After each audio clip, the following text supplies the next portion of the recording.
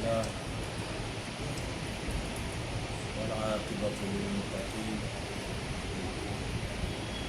ولا عدوان إلا على الظالمين.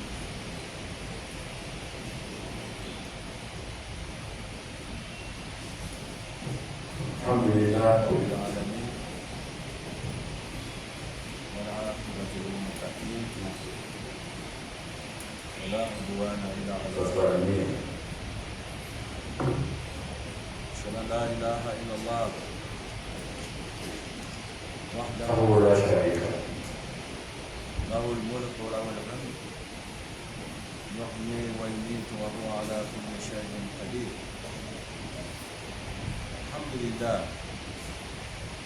الذي بنعمته تتم الصالحات. الحمد لله الذي بذكره تطمئن القلوب. الحمد لله الذي بحمده وبشكره تزداد الخيرات. أشهد أن لا إله إلا الله وحده لا شريك له له الملك وله الحمد يحيي ويميت وهو على كل شيء قدير. اللهم صل وسلم على عبدك ونبيك النبي الأمي وعلى آله وأصحابه ومن تبعهم بإحسان إلى يوم الدين. نسأل الله تبارك وتعالى أن يجعلنا من الذين يتبعون النبي صلى الله عليه وسلم. عباد الله، أوصيكم ونفسي بتقوى الله سبحانه وتعالى الذي يقول في محكم تنزيله: أعوذ بالله من الشيطان الرجيم، بسم الله الرحمن الرحيم. يا أيها الذين آمنوا كتب عليكم الصيام كما كتب على الذين من قبلكم لعلكم تتقون. ويقول الله تبارك وتعالى في الحديث القدسي الذي أخرجه البخاري ومسلم، يقول الله: كل عمل ابن آدم له إلى الصيام فإنه لي وأنا أجزي به. ويقول المصطفى محمد صلى الله عليه وسلم في الحديث الذي أخرجه البخاري: من لم يدع قول الزور والعمل به فليس لله حاجة في أن يدع طعامه وشرابه. Bien-aimés fidèles, chers sœurs, chers frères, nous rendons grâce à Allah de miséricordieux. Avec le rappel des datas, les cœurs sont sécurisés et sont dans la sérénité. Nous attestons qu'il y a de Dieu qui mérite l'adoration en dehors d'Allah. Il n'y a aucun Dieu qui mérite l'adoration en dehors d'Allah. Nous demandons à Allah de répandre sa grâce et sa bénédiction sur le prophète de la miséricorde Mohammed, sallallahu alayhi wa sallam, sur ses nobles compagnons et sur sa noble famille et sur tous ceux qui suivront sa tradition et son chemin tracé jusqu'au jour de la résurrection, tant que nous soyons parmi ceux-là pour la maladie. Chers fidèles, bien-aimés adorateurs d'Allah, nous sommes aujourd'hui vendredi 8 Ramadan 1446 de l'année musulmane 2025 de l'année grégorienne. Nous sommes donc aujourd'hui le premier vendredi de Ramadan de cette année. Il est donc important de rappeler, parce que nous ne faisons que rappeler, certains aspects importants, surtout le sens éthique et moral et le comportement spirituel du croyant dans ce monde. Ce mois béni que Dieu nous a gratifié, qu'Allah nous a donné pour qu'on atteigne un objectif majeur. C'est ce que le Coran dit dans la sourate 183 de la sourate 2. Le verset finit par le mot La'allakum tattaqun. Dieu nous a donné le jeûne du Ramadan pour que nous soyons parmi les pieux, pour que nous nous rapprochions de Dieu, pour que nous puissions améliorer nos rapports avec Allah.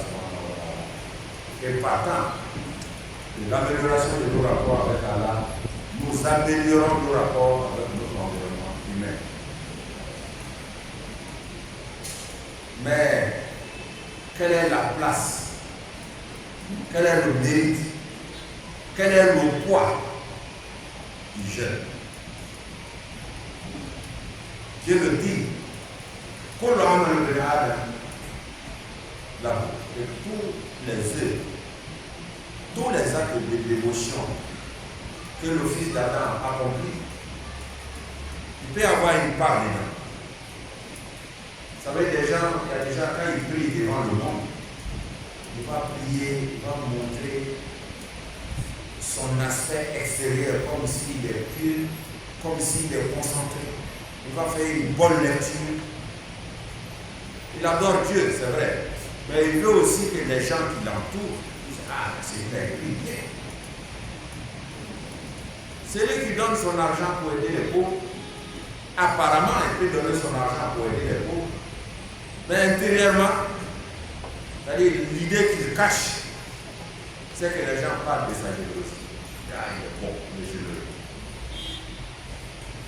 Et prenez d'autres exemples sur des actes d'adoration. Mais le jeûne,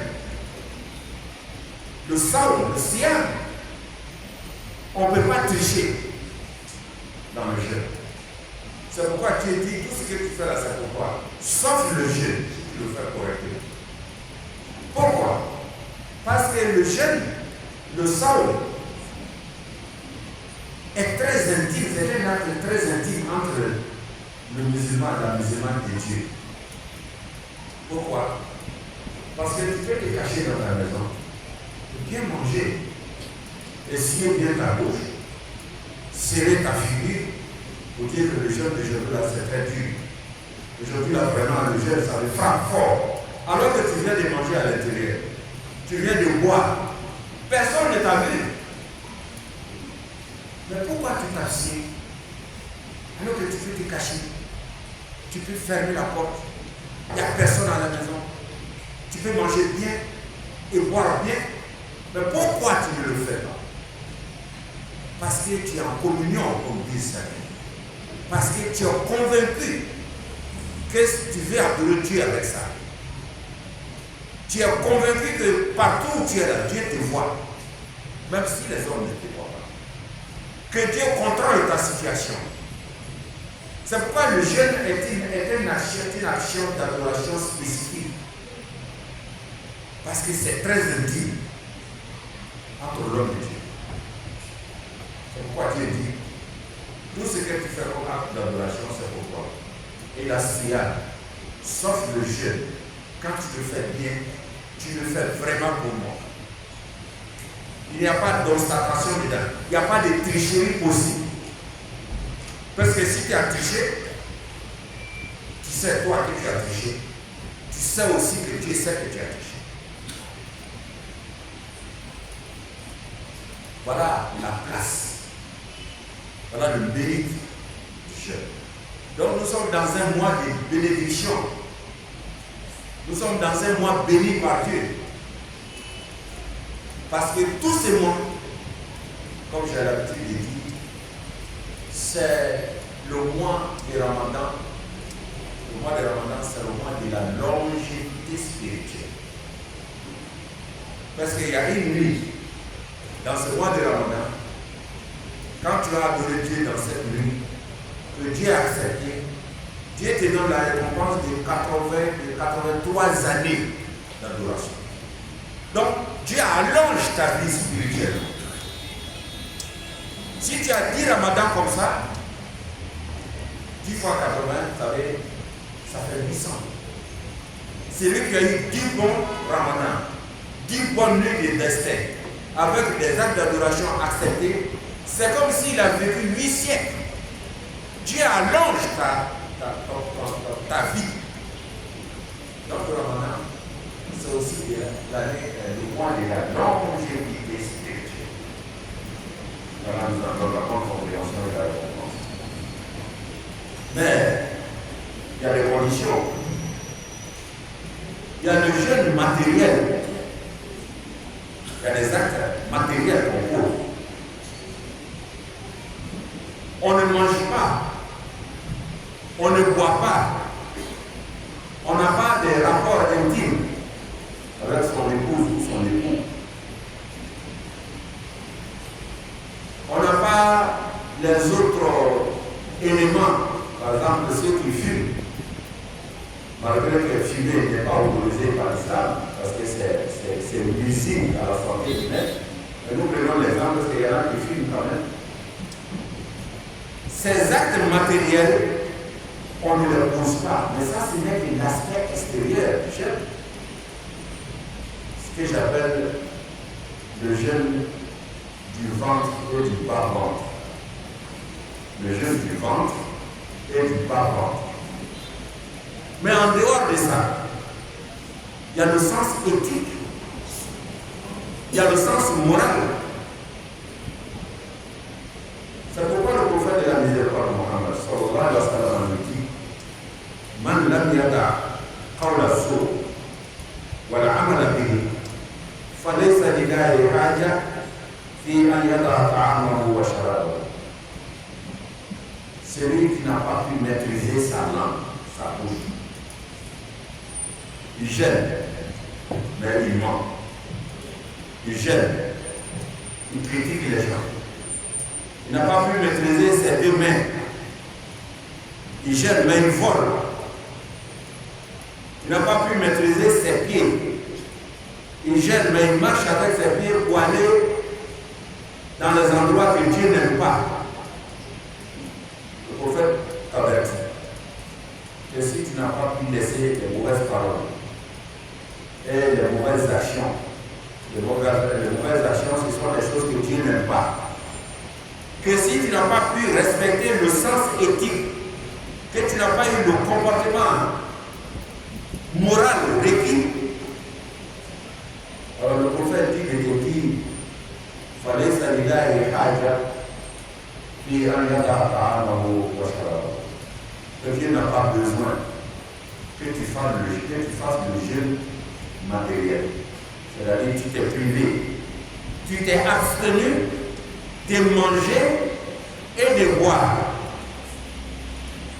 Donc, tu as pu maîtriser ton ventre et ton bas-ventre. Mais les autres éléments de ton corps, tu n'as pas pu maîtriser. Tu n'as pas pu maîtriser ta langue. Tu continues de mentir. Tu n'as pas pu maîtriser même ton esprit. Tu continues de nourrir la haine pour certains frères. Tu continues de penser mal. Oui, ça aussi. Le Ramadan vient nous aider à nous rééduquer, à réapprendre les valeurs cardinales de notre religion. C'est ça la différence entre ceux qui gênent. Parce que par ailleurs, le prophète Mohammed sallallahu alayhi wa sallam dit qu'il y a des gens qui gênent. Tout ce qu'ils vont gagner dans leur gêne, c'est qu'ils ont eu soif, ils ont eu faim. Comment?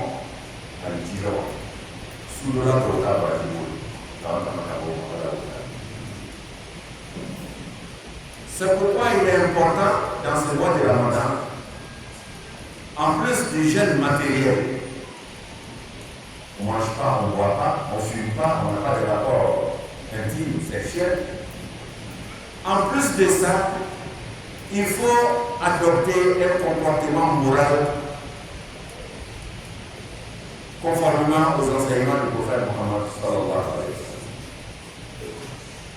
Et ce bon caractère qu'on doit réapprendre et pratiquer beaucoup dans le mois de Ramadan, parmi ces comportements qui sont bons pour toi-même et qui sont bons aussi pour les autres humains autour de toi, c'est qu'il faut pratiquer la générosité, le partage. Le mois de Ramadan, c'est aussi le mois de partage. Toi, tu es ici à Abidjan. Ton papa est au village là-bas, à 600 km, peut-être à 900 km. Toi, tu manges bien avec ta famille ici. Mais étant moment qui est au village, tu as pensé à elle? Ton papa qui est au village, tu as pensé à lui? Et qui ont souffert à ta conception, mais qui ont souffert aussi pour t'éduquer. Et tes frères et sœurs qui sont dans les difficultés, est-ce que tu as pensé à eux? Et tes frères qui sont dans la même mosquée que toi, c'est vrai, notre générosité dans nos mosquées attire vers nous, même beaucoup de non-musulmans. Mais quand ils viennent, il faut partager. Ça aussi, c'est une autre manière de présenter l'islam. Quand les gens qui ne sont pas musulmans, qui viennent dans nos mosquées au mois de la routine, mais on partage. Vous leur dites, voilà notre religion, la religion de l'islam. La religion du partage. C'est qu'on a là, on partage. Tout le monde doit gagner dedans. Donc le mois de Ramadan, c'est le mois de la générosité. C'est-à-dire c'est le mois de donner. Et de donner beaucoup. À ce propos, le prophète Mohammed sallallahu alayhi wa sallam nous dit Afdal sadaqa, sadaqa fi Ramadan. Le meilleur sacrifice qu'on peut faire, c'est le sacrifice que tu fais pendant le mois de Ramadan. C'est pourquoi le prophète Mohammed sallallahu alayhi wa sallam nous dit aussi que celui qui gêne, toi tu gênes, tu as donné la nourriture à quelqu'un, tu as nourri quelqu'un pour rendre son gêne. Tu lui as donné de quoi couper le carême, comme on dit. Dieu te dit que le jeûne que toi tu as fait, il va te donner la récompense. Celui à qui tu as donné la nourriture aussi, il va te donner la récompense. La récompense qu'il donne à celui à qui tu as donné la nourriture. Cela veut dire tout simplement que si toi tu gênes, tu as donné la nourriture à 2 personnes, ce jour-là tu gagnes 3 jours. De récompense de 3 jours. Ton propre gêne, et puis les 2 personnes à qui tu as donné, Dieu te donne aussi les mêmes récompenses qu'il donne à ceux. Dieu nous demande d'être généreux, mais lui est plus généreux que nous. Et c'est pourquoi certains sortent du Ramadan très renforcés, purifiés de tous les péchés. En entrant dans le Ramadan, ils étaient en conflit avec Dieu. Mais en sortant du Ramadan, ils sortent purs et purifiés. Un des exemples de la générosité, on va vous en parler tout à l'heure après la prière, c'est le budget de notre mosquée. Le comité de gestion a fait l'estimation du budget de notre communauté. On va vous dire que notre communauté a besoin de 20 millions, ou de 15 millions, ou de 21 millions, pour fonctionner correctement toute l'année. On va vous dire, pour bien faire, pour bien organiser le Ramadan, on a besoin de 8 millions, ou bien de 11 millions. C'est l'occasion vraiment de pratiquer la générosité. Parce que tout ce que tu vas donner dans ce mois de Ramadan, tu as plus de récompenses que si tu donnes dans un autre mois. Faire le bien dans ce mois de Ramadan, les récompenses, le bénéfice spirituel est plus important que si tu avais fait dans d'autres mois.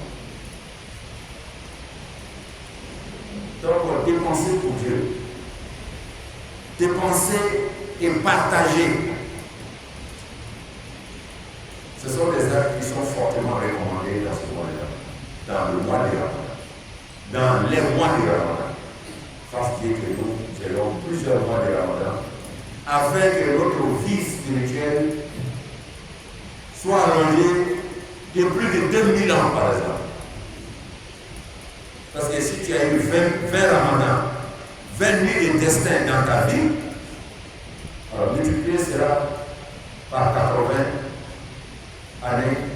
Vous voyez, vous avez vécu matériellement sur la terre pendant 60 ans ou 70 ans, mais votre vie spirituelle, la récompense que Dieu vous donne, la valeur, le poids que Dieu donne à votre vie spirituelle, vous pouvez gagner plus de 2000 ans. Si vous comprenez, si vous pratiquez bien les enseignements du prophète de la miséricorde de Mohammed. C'est pourquoi les éléments parmi les Razal et Rahmanullah ont dit que les musulmans qui gênent, on peut les regrouper en 3 catégories. C'est-à-dire tous ceux qui gênent, je vais citer les groupes. Il y a 3 groupes de ceux qui gênent. Quand on va citer les groupes, chacun va se classer. Quand on va finir de citer les groupes, toi-même tu vas dire, ah, c'est que le chef a dit là, moi-même je sais que je suis dans ce groupe-là. Donc tu peux déjà faire ton plan pour changer de groupe, pour améliorer. Le premier groupe, c'est ceux-là qui font le jeûne le moins important, le plus petit degré. C'est ceux qui jeûnent, qui font le jeûne du ventre et du bas-ventre. C'est-à-dire pour eux, le jeûne, ça veut dire quoi? Je ne mange pas, je ne bois pas, je n'ai pas de rapport intime, je ne fume pas. C'est vrai. Ça, c'est les aspects extérieurs, comme je dis. Ce sont les actes matériels qu'on pose. Mais en même temps qu'il est en train de gêner là, il ment, comme je l'ai dit tout à l'heure. Il est dans les combines. Il triche. Il critique les autres. Il vole. Ceux qui sont dans ces groupes-là, c'est le groupe le moins important. C'est assez là le prophète dit, si tu as continué de mentir, de tricher, de critiquer les gens, de poser les actes que Dieu n'aime pas, Dieu te dit que lui n'a pas besoin de ton carême, de ton cher que tu fais. Comme on dirait chez nous ici, tu as laissé ton manger, ta boisson, cadeau. Tu as laissé ça pour rien, comme on dit bien chez nous, pour qu'on se comprenne très bien. Tu as laissé ça pour rien, parce que Dieu dit que lui n'a pas besoin de ça. Pour que Dieu accepte ces premières catégories de jeûne, il y a le deuxième groupe. Et ils font 2 choses. Ils font le jeûne matériel, c'est-à-dire ils ne boivent pas, ils ne mangent pas, ils n'ont pas de rapport intime. Mais en même temps, comme j'ai l'habitude de dire, ses membres, les membres de son corps, gênent aussi. Sa langue, là, il la met en prison. Ses yeux, il les maîtrise. Ses oreilles, il les maîtrise. Ses mains, il les maîtrise. Ses pieds, il les maîtrise. Ça veut dire que ta langue, ta bouche, tes yeux, tes oreilles, tes mains, tes pieds vont gêner aussi. C'est simple, ça veut dire quoi? De faire gêner ta langue. Tu interdis à ta langue de dire tout ce que Dieu n'aime pas. Il dit, que la langue dit. Tu interdis à tes yeux de regarder tout ce que Dieu n'aime pas. Tu interdis à tes oreilles d'écouter tout ce que Dieu n'aime pas. Tu interdis à ta main de poser tous les actes que Dieu n'aime pas. C'est ça les jeûnes. Si tu as ajouté ça au jeûne du ventre et du bas-ventre, tu es monté dans le deuxième groupe. C'est ça le deuxième groupe. Parce que si tu n'as pas pu faire gêner les membres de ton corps, tu n'as pas atteint le sens moral, le sens éthique, le sens spirituel du jeûne. C'est comme quelqu'un qui prie mécaniquement. Il se tient debout, il fait repos, il fait soujoud, mais son esprit est ailleurs. Il ne pense même pas à Dieu. Ça, c'est le deuxième groupe. Pour être dans le deuxième groupe, on doit faire deux jeûnes. On doit se maîtriser 2 fois. On doit se maîtriser matériellement, c'est-à-dire matériellement déposer certains actes, et spirituellement d'autres actes immatériels qu'on ne voit pas, mais qu'on sent, qu'on entend. Le troisième groupe, c'est le groupe, le meilleur groupe. C'est-à-dire, en plus de faire les jeûnes des 2 premiers groupes, le premier groupe, c'est le jeûne du ventre et du bas-ventre. Deuxième groupe, c'est le jeûne du ventre et le bas-ventre, plus le jeûne de ta langue, de tes yeux, de tes oreilles, de tes mains, de tes pieds. En plus de ça, le troisième groupe veut que ton cœur même gêne. C'est-à-dire, pendant que tu jeûnes, ton cœur ne pense même pas à autre chose qu'à Dieu. C'est un degré ultime de concentration spirituelle. Voilà, chers frères et sœurs, je crois qu'on s'est bien compris. Chacun peut se tracer maintenant. Toi, tu es dans quel groupe? Si tu es dans le petit groupe, le plus petit groupe, tu as encore l'occasion maintenant, tu as encore 3 semaines pour dire, moi je suis dans le plus petit groupe. Inch'Allah, avant la fin du mois, je serai dans le deuxième groupe. Le deuxième groupe, c'est le groupe moyen. C'est là où tout croyant doit essayer d'être. Si on n'a pas pu être dans le deuxième groupe, c'est qu'on n'a pas compris le sens du Ramadan. On n'a pas compris le sens de quand Dieu dit que je vous ai donné le Ramadan pour vous aider à être pieux. Être pieux, c'est quoi? C'est être proche de Dieu. Faire ce que Dieu aime. Et s'éloigner de ce que Dieu n'aime pas. C'est ça la Bible.